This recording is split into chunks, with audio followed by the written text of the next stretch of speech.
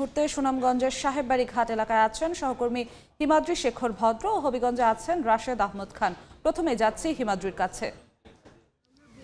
আমি আছি সুনামগঞ্জ শহরের পশ্চিম বাজার এলাকায়, অর্থাৎ সাহেববাড়ি ঘাট এলাকা যেটা নামে পরিচিত। এখানে বয়ে গেছে সুরমা নদী এবং আপনারা দেখতে পাচ্ছেন যে সুরমা নদীর তীরে কি পরিমাণ আবর্জনা জমা হয়ে আছে। আমরা যদি ডান তীরে এবং বাম তীরের দিকে দেখি তাহলে প্রতিটি তীরে রয়েছে প্রচুর আবর্জনা এবং প্লাস্টিক পণ্য সহ বিভিন্ন নদী দূষণের বিভিন্ন উপকরণ। আপনাকে যদি একটু দেখায় যে এই সুরমা নদীর কিন্তু সুনামগঞ্জের সাতক থেকে শুরু করে একদম ভৈরব পর্যন্ত গিয়ে শেষ হয়েছে এবং সুনামগঞ্জে প্রায় 16টির মতো নদী রয়েছে এবং প্রতিটি নদীরই এরকম দশা, অর্থাৎ শহর এলাকায় নদী দূষণ এবং দখল দুইটাই বেশি হচ্ছে এবং গ্রাম এলাকায় সেটা অনেকটা কম হচ্ছে। তবে বিভিন্ন স্থাপনা নদীর তীর দখল করে বিভিন্ন সরকারি বেসরকারি স্থাপনা গড়ে উঠেছে। আমরা দেখেছি এখানে নদীর তীর একবারে বন্ধ করে দিয়ে সেখানে বাদ দিয়ে সেখানে রাস্তা নির্মাণ করা হয়েছে। পাশাপাশি সরকারি এবং বেসরকারিভাবে যে নদী দখল এবং দূষণের প্রতিযোগিতা চলছিল সেটা কিন্তু এখনও থেমে যায়নি। আপনারা দেখতে পাচ্ছেন যে সুরমা নদীর এই যে অবস্থাটা, এইরকম পুরো 1 কিলোমিটার থেকে 1.5 কিলোমিটার জায়গা জুড়ে রয়েছে প্লাস্টিক পণ্য এবং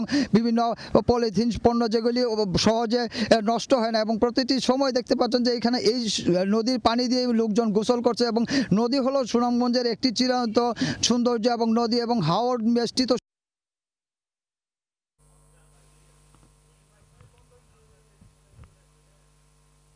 বিভিন্ন ড্রেন এসে মিলিত হয়েছে, বিভিন্ন সোয়ারের লাইন এসে মিলিত হয়েছে। আমরা কথা বলেছিলাম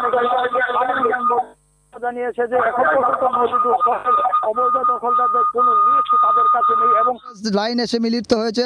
আমরা কথা বলেছিলাম এখানকার পানি উন্নয়ন বোর্ডের সাথে, তারা জানিয়েছে যে এখন পর্যন্ত নদী দখলের অবৈধ দখলদারদের কোনো লিস্ট তাদের কাছে নেই এবং এই সুরমা নদীর যতগুলি এলাকায় বাণিজ্যিকভাবে প্রবাহিত হয়েছে, অর্থাৎ সুরমা নদীর তীর গড়ে উঠেছে যে বাণিজ্যিক প্রতিষ্ঠান, আবাসিক প্রতিষ্ঠান সহ নানা ধরনের প্রতিষ্ঠান। তো এই ছিল সুনামগঞ্জের নদী দখলের সবশেষ। আমরা এখন চলে যাচ্ছি হবিগঞ্জের নদী দখলের খবর জানতে সহকর্মী রাশেদ আহমদ খানের কাছে।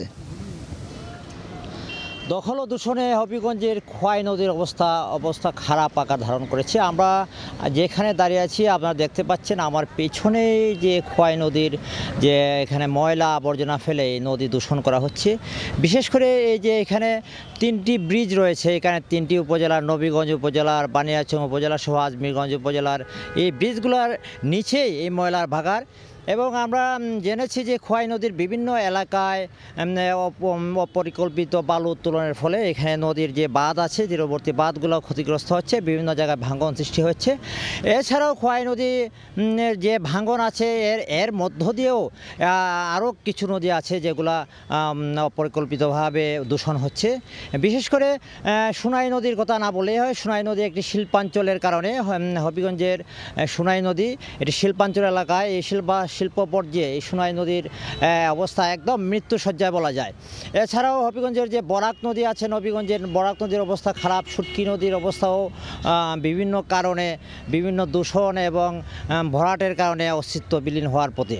তো আমরা কথা বলেছিলাম যে পানি উন্নয়ন বোর্ডের যিনি নির্বাহী প্রকৌশলী ছিলেন, উনি জানিয়েছেন যে খোয়াই নদীর যে দখল দূষণ রোধে তারা বিভিন্ন পরিকল্পনা বিভিন্ন সময় নিয়েছেন, কিন্তু সাধারণ মানুষ সচেতনতার অভাবে যে বিশেষ করে এই খোয়াই নদীর বিভিন্ন জায়গায় ময়লা আবর্জনা ফেলছে। এছাড়াও যে বিভিন্ন দুর্বৃত্তরা আছে, বিশেষ করে বিগত সরকারের আমলে কিছু কিছু বালু খেকু আছে যারা সরকারি দলের প্রভাব খাটিয়ে এই খোয়াই নদীটা ধ্বংস করেছে এবং তারা খোয়াই নদীর বাঁধ সন্নিকটে বালু উত্তোলন করে খোয়াই নদীকে একেবারে বিলীনের পথে তা নিয়ে গেছে। আমরা কথা বলেছিলাম যে পানি উন্নয়ন বোর্ডে, তারা জানিয়েছেন যে খোয়াই নদীর বাঁধ যেসব জায়গায় গত বন্যায় ক্ষতিগ্রস্ত হয়েছে, ভেঙে গেছে, এসব ভাঙা অংশ তারা মেরামতের জন্য তারা অলরেডি টেন্ডার দিয়েছেন। এছাড়াও সচেতনভাবে যাতে এখানে সাধারণ মানুষের মধ্যে যাতে সচেতন করা যায় এর জন্য তারা বিভিন্ন উদ্যোগ নিয়েছেন।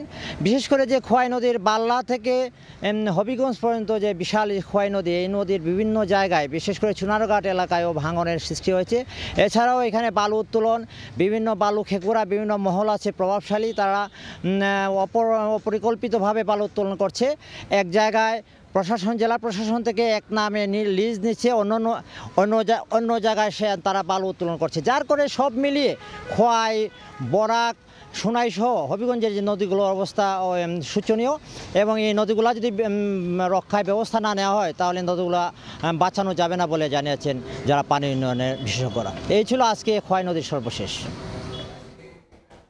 সুনামগঞ্জ থেকে সরাসরি যুক্ত হয়েছিলেন সহকর্মী হিমাদ্রি শেখর ভদ্র এবং হবিগঞ্জ থেকে যুক্ত হয়েছিলেন আরেক সহকর্মী রাশেদ আহমদ খান।